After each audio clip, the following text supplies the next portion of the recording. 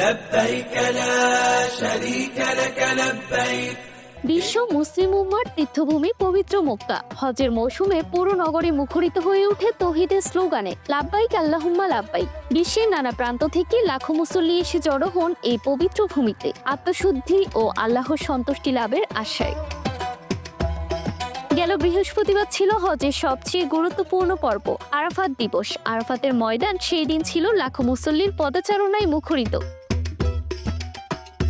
ফজরের পর শুরু হয় খুতবা, এরপর চলে বিশেষ মোনাজাত। এর মধ্যেই ঘটে এক মানবিক ঘটনা। লাখো মানুষের মাঝে খুতবা শুনছিলেন এক গর্ভবতী নারী। হঠাৎ করে তার প্রসব ব্যথা শুরু হয়। দ্রুতই সেখানে পৌঁছায় সৌদি হজ কর্তৃপক্ষের বিশেষ মেডিকেল টিম। ওই নারী সুস্থভাবে জন্ম দেন এক পুত্র সন্তান। এই নারী এসেছিলেন টোগো থেকে।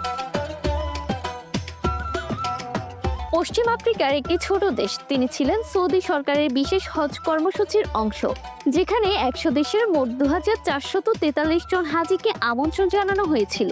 এবারের হজ ব্যবস্থাপনায় ছিল উচ্চমানের প্রযুক্তি ও মানবিক সহায়তা, যার মধ্যে অন্যতম ছিল AI পর্যবেক্ষণ, উন্নত মেডিকেল সাপোর্ট এবং হাজিদের সুবিধার্থে টেকনোলজি নির্ভর পরিষেবা।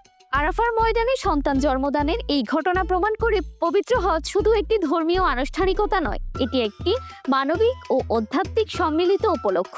মা ও সন্তান দুজনই এখন সুস্থ আছেন। হজের এই স্মরণীয় মুহূর্ত হয়তো সারা জীবন মনে রাখবেন সেই নারী।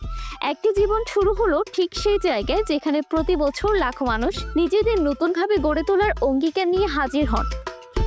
জান্নাতুল তাহসিন, FTV নিউজ।